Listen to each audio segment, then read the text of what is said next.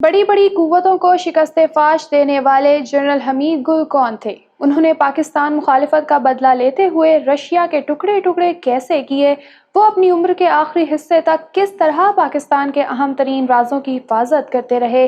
उनकी सियासी जमात तहरीक इत्तेहाद नाकाम क्यों हो गई? जनरल साहब बेनज़ीर भुट्टो की मुखालिफत क्यों करते रहे? पाकिस्तान में मजहबी तबके के हीरो समझे जाने वाले हमीद गुल क्या वाकई तालिबान के बानी थे? अस्सलामुअलैकुम नाज़रीन, ज़ाविया फैक्ट्स की इस वीडियो में आपको खुशामदीद। मैं हूँ आपकी होस्ट अथरू भरसा। अगर आप ऐसी ही इंफॉर्मेटिव वीडियोस देखना चाहते हैं तो मेरे चैनल ज़ाविया फैक्ट्स को सब्सक्राइब करते हुए बेल आइकन भी प्रेस कर दें और वीडियो पसंद आए तो इसे लाइक और शेयर भी कर दीजिएगा। जनरल हमीद गुल का ख़ानदान सवात के यूसुफ जई कबीले से ताल्लुक़ रखता था, जो बाद में पंजाब के मशहूर शहर सरगोदा में आबाद हुआ। वो 20 नवंबर 1936 को सरगोदा में पैदा हुए। गवर्नमेंट कॉलेज लाहौर से तालीम हासिल करने के बाद मिलिट्री को ज्वाइन किया। जनरल हमीद गुल ने 65 और 71 की पाक भारत जंग में अपनी बहादुरी की दास्तानें रकम की।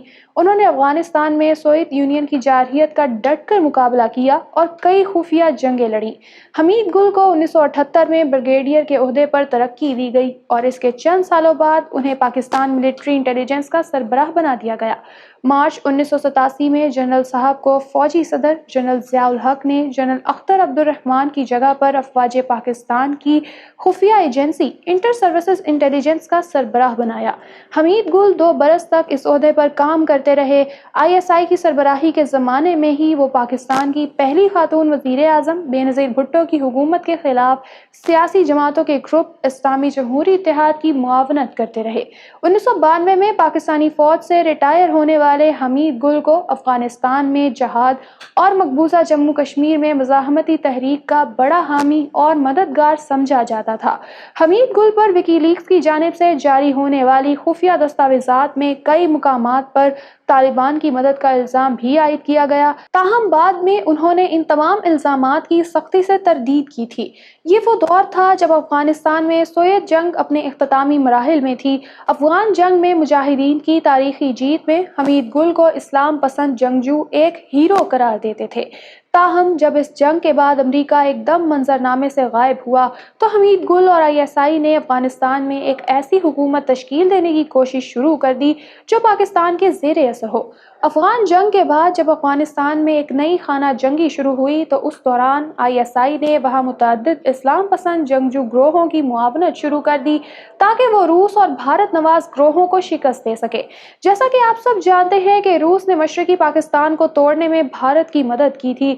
रूस और भारत का दिफाई मुआहिदा था। जंग के दौरान रूस की एटमी गन ने पाकिस्तान के समंदरों का मुहासरा किए रखा और पाकिस्तान की बहरिया को मफलूज किया।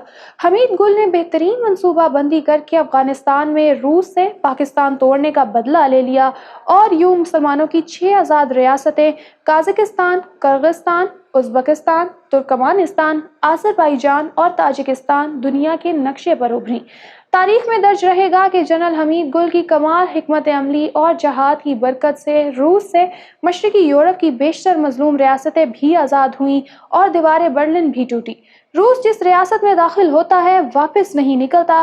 दुनिया में फैलाए गए इस झूठे स्लोगन का खात्मा हुआ क्योंकि वो जलील होकर अफगानिस्तान से निकाला गया था। कौन जानता था कि गरीब घराने के एक कच्चे कमरे में पैदा होने वाला ये बच्चा एक खास मकसद के लिए दुनिया में आया है और दुनिया की बड़ी बड़ी ताकतों का गरूर खाक में मिला देगा। जनरल हमीद गुल में इस्लाम और पाकिस्तान से मोहब्बत कूट कूट के भरी थी। वो भारत और अमेरिका की पाकिस्तान दुश्मन पॉलिसियों के खिलाफ खुलकर बोलते थे। जनरल हमीद गुल के मुताबिक 9/11 वाकया यहूदियों की मुसलमानों के खिलाफ साजिश था। पाकिस्तान और इस्लामी दुनिया के एक बड़े हलके में जनरल हमीद गुल को कदर की निगाह से देखा जाता था। पाकिस्तानी प्रिंट और इलेक्ट्रॉनिक मीडिया भी आपके कदरदान थे। अक्सर औकात उनके तज्ज़िये अखबारात की जीनत बनते थे। वो पाकिस्तानी कौम को अलर्ट करते हुए कहा करते थे कि अफगानिस्तान पर रूसी हमला अफगानिस्तान बहाना और पाकिस्तान ठिकाना है। जनरल हमीद गुल अमेरिका के बारे में भी यही कहते थे कि अमेरिका ने अफगान तालिबान का बहाना बनाकर पाकिस्तान को निशाना बनाना है। जनरल हमीद गुल ने पाकिस्तान की दीनी कुव्वतों का हमेशा साथ दिया। वो हमेशा दुनिया में मुसलमानों की कामयाबी के लिए सोच विचार करते रहते थे। वो एक्स सर्विसमैन सोसाइटी के सदर भी रहे। पाकिस्तान से मोहब्बत जनरल साहब का वो असासा था जिसे वो किसी सूरत गंवाने के लिए तैयार न थे اور فوج سے ریٹائر ہونے کے باوجود اپنی محبت کا اظہار کرتے رہتے تھے۔ ان کا کہنا تھا کہ میں نے پاکستان کی حفاظت کا حلف اٹھا رکھا ہے، نہ کہ نوکری کا۔ ایک فوجی خواہ وہ حاضر سروس ہو یا ریٹائر، ملک و قوم کی حفاظت کے لیے ہر حال میں ڈیوٹی پر ہوتا ہے۔ ایک مرتبہ جنرل حمید گل سے پوچھا گیا کہ پاکستان کے خلاف دشمنوں کی سازشوں کو ISI نے کس طرح ناکام بنایا اور ISI کی کیا کیا گمنام خدمات ہیں، اس پر کتاب لکھ کر پاکستانیوں کے دلوں کو سکون اور خوشی دی جائے، تو جنرل صاحب فرمانے لگے، میں ابھی ریٹائر نہیں ہوا۔ فوجی جب تک مرتا نہیں وہ ریٹائر نہیں ہوتا، لہٰذا بہتر یہی ہے کہ ISI کی خدمات کو خفیہ ہی رکھا جائے۔ ایک موقع پر ان سے یہ پوچھا گیا کہ جنرل صاحب آپ کی نظر میں وہ کون سا سن ہوگا جب مسئلہ کشمیر حل ہوگا؟ جنرل حمید گل نے جواب دیا کہ بھارت کو پتا ہوگا کہ وہ اب پاکستان پر حملہ نہیں کر سکتا، پھر بھی اس کے جرنیلوں نے کولڈ سٹارٹ اور محدود جنگ کا نظریہ دیا۔ یہ بکواس ہے، ایک پروفیشنل کے طور پر میں یہ کہہ سکتا ہوں کہ یہ نہیں چل سکتا۔ پاک آرمی کے ریٹائرڈ فوجی جرنیل کی طرح جنرل حمید گل کا بھی ہر لفظ وطن کی گہری محبت سے سرشار تھا، لیکن ان کی کمٹمنٹ کہیں زیادہ مضبوط لگتی تھی۔ زبان کی بجائے دل سے نکلنے والی ان کی باتوں سے معاشرے میں اسلامی تعلیمات کے مطابق تبدیلی لانے کا ایک جذبہ تھا۔ جاگتی آنکھوں سے وہ انقلاب کے خواب دیکھ رہے تھے۔ فوج کی بھرپور مگر ڈسپلن کی پابند زندگی سے نکل کر انہیں عملی سیاست کے دشوار راستوں پر چلنا بہت مشکل لگ رہا تھا۔ ٹی وی چینلوں کو دیے گئے آخری انٹرویو اس بات کے گواہ ہیں کہ وہ اپنے اصولوں، نظریات، خواب اور خواہشوں پر آخری سانس تک ثابت قدم رہے۔ انہوں نے کہا تھا کہ پاک آرمی کا ہر فوجی دفاع پاکستان کے لیے مر مٹنے کا حلف مرتے دم تک اٹھاتا ہے۔ وہ کلام اقبال کے ساتھ ساتھ قرآن و سنت کو اپنا رہبر و رہنما مانتے تھے اور کہتے تھے کہ ہم اللہ اور اس کے رسول صلی اللہ علیہ وآلہ وسلم کو تو مانتے ہیں، لیکن اپنی عملی زندگی میں ان کی ایک بھی نہیں مانتے۔ جنرل حمید گل نے تحریک اتحاد کے نام سے ایک سیاسی جماعت بھی بنائی تھی، مگر یہ جماعت الیکشن کمیشن کے پاس رجسٹرڈ نہیں۔ 15 اگست جس دن بھارت میں یوم آزادی منایا جاتا ہے، جبکہ پاکستانی اور کشمیری اسے یوم سیاہ کی حیثیت دیتے ہیں، اس دن کی سوگواریت میں اضافہ 2015 میں ہوا، جب پاکستان کے سب سے کم عمر لیفٹیننٹ جنرل بننے والے حمید گل برین ہیمریج کے باعث اپنے خالق حقیقی سے جا ملے۔ غازی جنرل حمید گل، جن کے بارے میں کہا جاتا ہے کہ یہ وہ جرنیل تھے جس نے اپنے کیریئر کے دوران ہر پروموشن پہلے لی اور درکار کورس بعد میں کیا۔ حمید گل جو پہلی بار بطور کیپٹن انٹیلیجنس سروس میں آئے اور دیکھتے ہی دیکھتے اس مقام پر جا پہنچے کہ خود میجر تھے، لیکن ان کی تخلیق کردہ انٹیلیجنس حکمت عملی اسکول آف ملٹری انٹیلیجنس میں کرنل رینک کے آفیسرز کو پڑھائی جا رہی تھی۔ جنرل حمید گل کی منزل ہمیشہ پاکستان کا استحکام ہی رہی۔ جنرل حمید گل مرحوم کہا کرتے تھے کہ اللہ کے فضل سے پہلے ISI نے امریکہ کی مدد سے روس کو توڑا تھا، اب اللہ کی مدد سے ISI امریکہ کی مدد سے امریکہ کو توڑنے جا رہی ہے اور ان کی پیشن گوئی مکمل ہونے کے بالکل قریب ہے۔ دوران جنگ جب سرحد پر حالات خراب چل رہے تھے تو جنرل حمید گل نے چند تاریخی الفاظ کہے کہ سپاہی کبھی بوڑھا نہیں ہوتا، وہ بوڑھا تب ہوتا ہے جب اس کا کام ختم ہو جاتا ہے۔